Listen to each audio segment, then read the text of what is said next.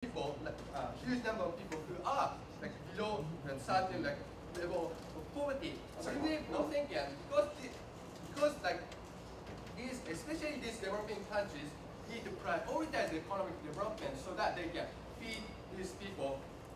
And we believe that it is perfectly legitimate, no thank you, for these developing nations to prioritize economic benefit over like certain environmental issues in this in the context today, and that's what I'm going to elaborate later on. Well, and also, no thank you, they talked about how the status quo is not working because it doesn't have binding power. But what we say is that the status quo is having a good effect to the environment to a certain extent.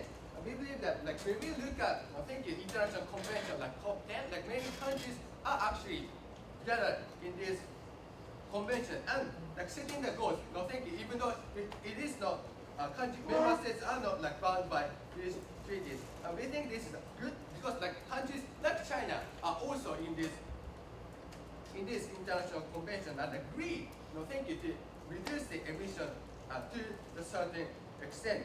And we believe that the current system is actually balancing the right of like these developing nations to like tackle environment and also tackle domestic issues like poverty and economic development and so on. So we think the status quo is clearly better. So now let's talk about developing nations. As I said, we believe that developing nations are not ready to be bound by this binding target, and they are not ready to like force this emission of CO2 to a greater extent. Yeah, having considered that you support environmental initiatives such as the Kyoto Protocol, don't you think clear and binding targets are important to these initiatives? Well, like I said in my introduction, like we don't think environment is only an overriding issue that our society faces. We need to balance. We need to balance this. We need to have a balanced approach to these like various problems like environment and also poverty and etc.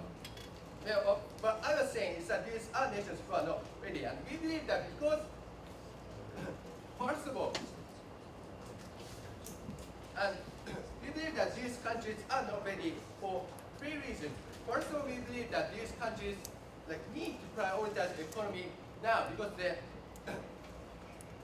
there are like certain people who are suffering from like poverty in a domestic level now, and we don't think countries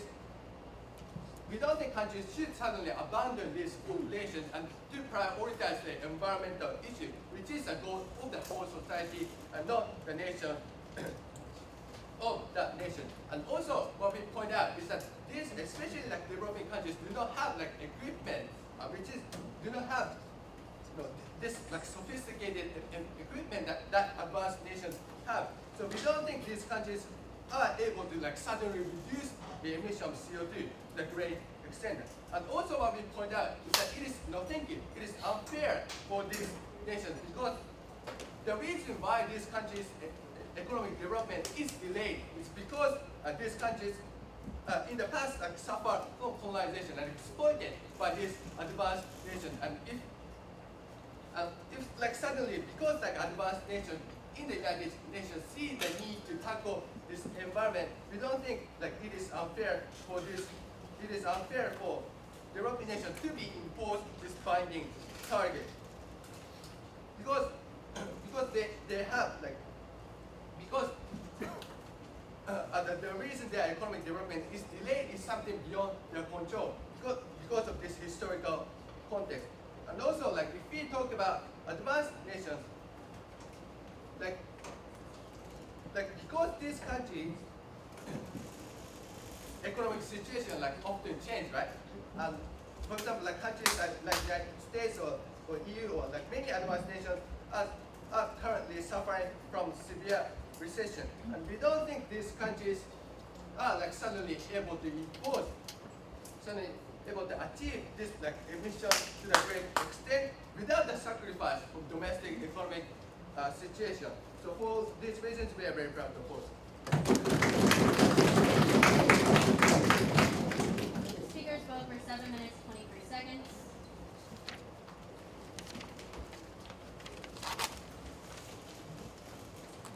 thank speaker for his speech, and now invite the second speaker from the opening government team.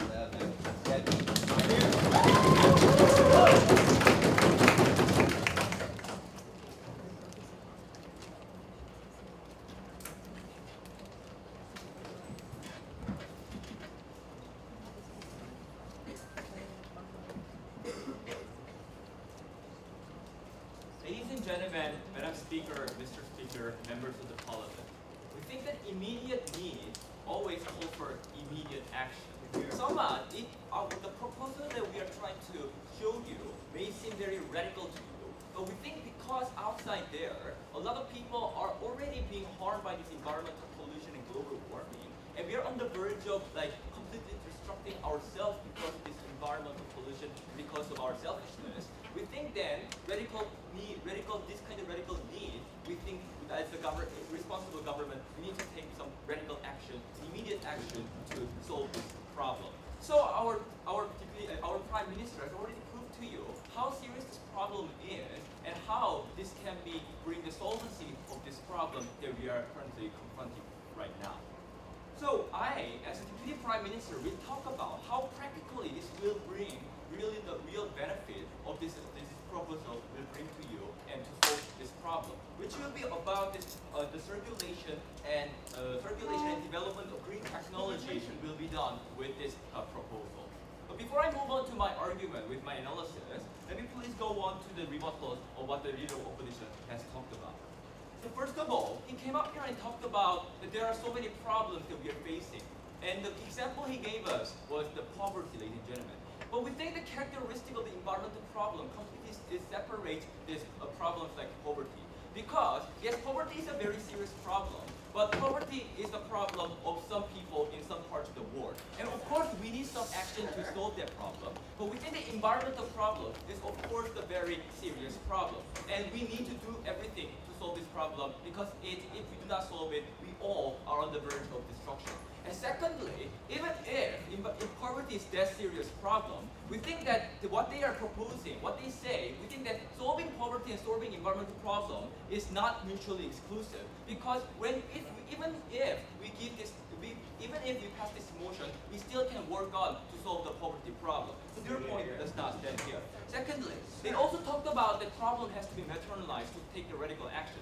Ladies and gentlemen, the Prime Minister has spent 7 minutes and 30 seconds to tell you how this problem is getting materialized by showing you how the Coca-Cola is losing its mascot, ladies and gentlemen. So we think that this problem has already been materialized, and we of course have a radical need to solve this problem. And thirdly, he also talked about that actually already we are solving a problem because countries gather up and countries try to solve the problem. Ladies and gentlemen, Kyoto Protocol already show you that it does not solve the problem. The gathering up in Copenhagen was all about just taking pictures, national leaders just take hands. Ladies and gentlemen, we think that in this kind of situation, some kind of immediate action is of course is a way to go. And also fourthly, they also talked about how it is unfair for other developing nations in a historical context that it is unfair for developing nations to burden them about decreasing the gas emission or such things. However, ladies and gentlemen, first of all, our model has already told you it is for the minimizing this unfairness. We of course recognize this unfairness, so we are taking the model of the Kyoto Protocol only the way, not the concept. So on the way to this Kyoto Protocol, trying to minimize this unfairness. That's why South Korea, even though when it signed with a developing country, but without not that much burden, we are very developing a lot. Well, I hope so in Korea. Okay, so and we think that secondly, we think it's everybody's burden. It's everybody's burden. So it's as I already have characterized to you about this environmental problem, it's everybody's problem. So we are on the verge of completely destructing ourselves.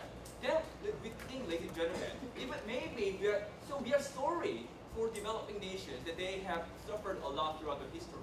But this is everybody's burden, and this is everybody's problem that we are trying to destruct ourselves. So we think that this problem has to be dealt with this kind of radical action. Yes? Okay, the Western nations colonize these developing nations over and have and exploited. And how can you have another form of colonization in terms of economy?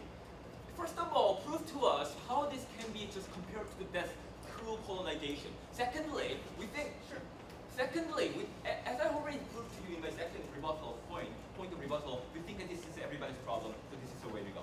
Now let me move on to my constructive, how this practically will benefit nations within the green technology. We think the reason that green technology, environmental technology, which is like including solar panel, we think they do not get developed and are not invested much is because we still have a very efficient source of energy, conventional source of energy, which is oil. That is, which is also notorious for harming the environment a lot. So a lot of corporations, governments use, and people, including us, use this conventional source of energy because they are very efficient. And there is no certain regulation, no certain incentive for us to develop the green technology and to circulate the green technology. However, if we pass this motion, then the countries will sign this pact and will have the binding power. Then government will have no choice. Government of the whole United Nations will have no choice but to go for the environmental regulation so that they can decrease the gas emission of the corporation and develop the green technology. Then we think these corporations, will have more incentive and obligation to develop and circulate the green technology so that they can decrease the harms on the environment and they can try to find the economical benefit. Because green technology, it's about saving environment as well as the developing technology and economy. And also we think that people will care more about this technology and this will accelerate the development. Because decades ago, when people never cared about the environment, there was actually no solar panel in their house or in the corporation. However, after the decades later, we have made a Kyoto Protocol and people